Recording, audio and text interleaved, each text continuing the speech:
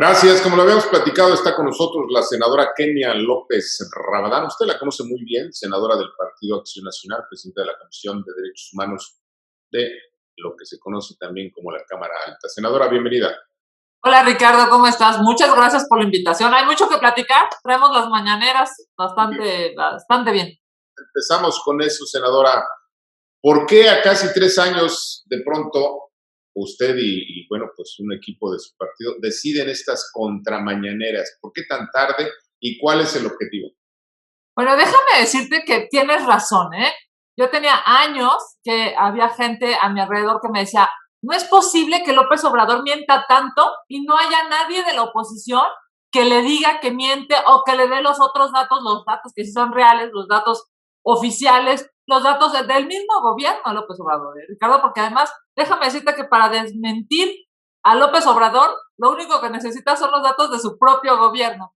Y bueno, pues hemos iniciado este ejercicio después de las elecciones porque nos parece importante que haya una realidad permeada en lo posible con medios de comunicación, sabiendo los mexicanos qué está pasando, porque que te mientan todos los días desde Palacio Nacional eh, puede ser que no sea tan preocupante, pero se vuelve preocupante cuando estamos viendo las cifras de inseguridad, la falta de vacunas, la estrategia pésima en medio de la pandemia.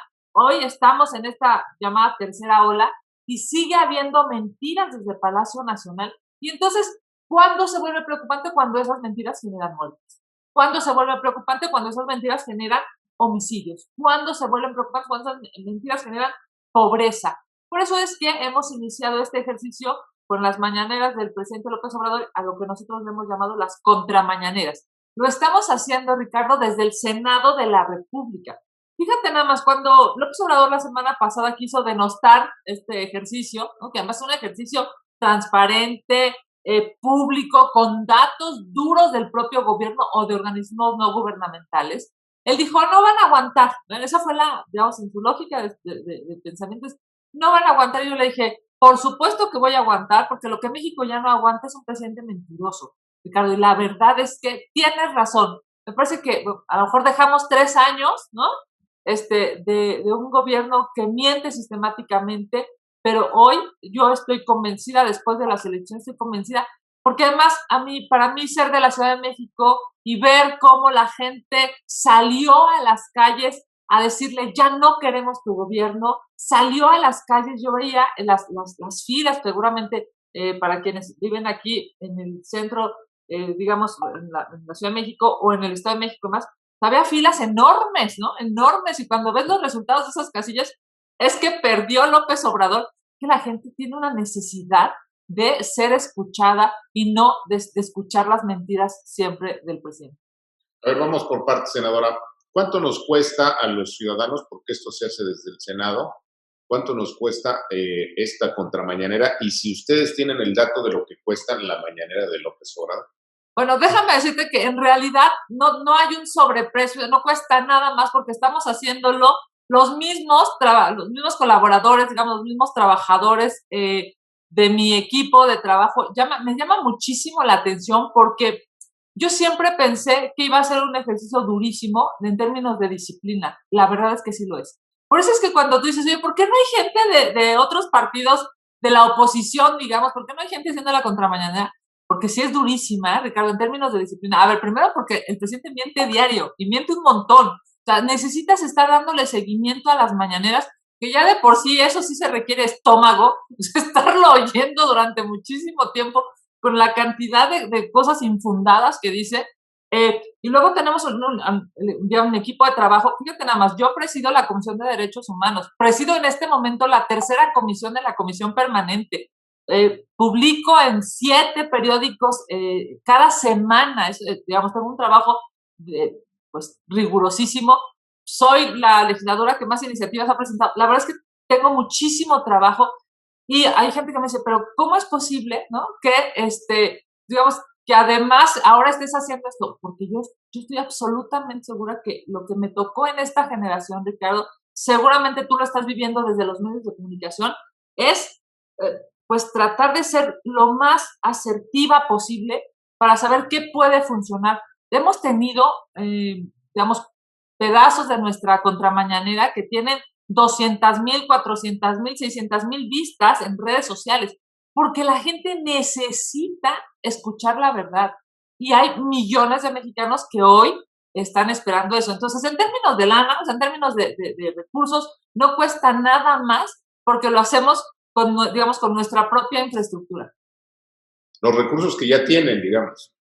Claro, que muchos legisladores, con todo cariño, pues cero ocupan, ¿no? O sea, como que dices, ¿dónde está la chamba? Pero bueno, pues muchos de ellos llegaron gracias a López Obrador y no tienen otra cosa que hacer más que quedar bien con él, ¿no? O sea, no tienen digamos, una subordinación al ciudadano, una subordinación al pueblo, no, tienen una subordinación a López Obrador y por eso los ves que pues, hacen poco. La pregunta siguiente ya la respondió de alguna manera. ¿Cómo está el rating de ustedes de las contramañaneras frente a las mañaneras? No, bueno, a ver, claro que estamos empezando. Llevamos apenas 3 semanas, Ricardo, pero 3 semanas en las que se ha permeado padrísimo. Yo te agradezco esta entrevista porque justo cuando me decían, oye, para platicar con Ricardo sobre las contramañaneras, a mí me da muchísimo gusto porque no sabes, esta semana hemos tenido un montón de entrevistas a propósito de las contramañaneras. Llevamos apenas 3 semanas. Mira, yo tuve digamos, el primer día cortaron la señal, ya sabes, el segundo día la metieron tarde y tal. Yo le decía a una gente del Senado, le dije, mira, a ver, yo no me voy a cansar. Primero Dios, si aquí voy a estar, yo no me voy a cansar. Y van a ser, pensando que faltan 3 años, ¿no? Para ser legisladora, 52 semanas por año, son 150 mañaneras, cuando menos en teoría. No podemos estarnos peleando 150 veces porque pongas la señal, ¿no?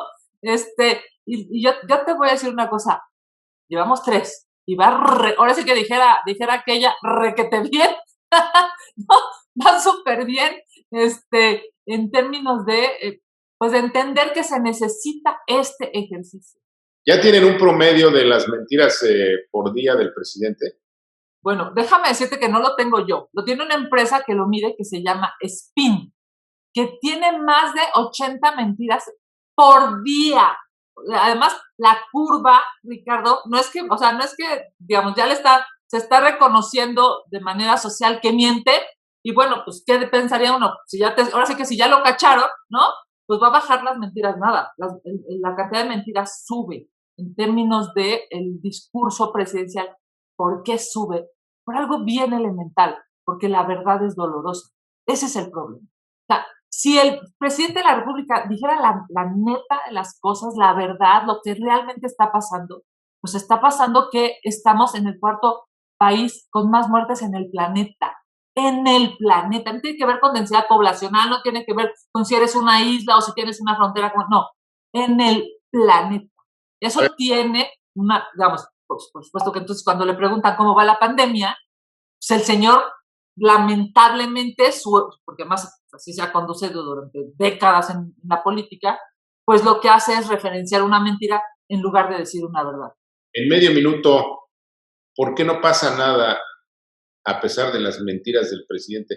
¿Qué hace el Senado frente a estas mentiras?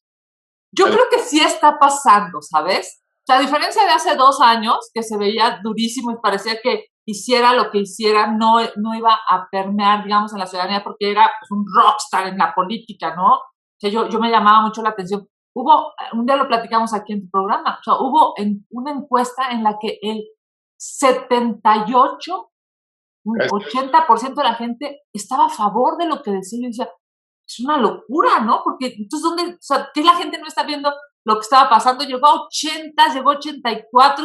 Es más, si no mal recuerdo, creo que su máximo histórico fue como 87. Vamos, imagínate, el 87, o sea, 87 de cada 100 personas le creían. Yo sí creo que hoy, cero con eso. O sea, eso se le acabó. Porque, entre otras cosas, pues ya es gobierno, ¿no? Y tú le puedes creer el primer semestre que la culpa era del pasado, pero hoy, 3 años después, por supuesto que no, la culpa es de él por negligente. Si nos permite, senadora, vamos a una pausa. No se vaya, tenemos más.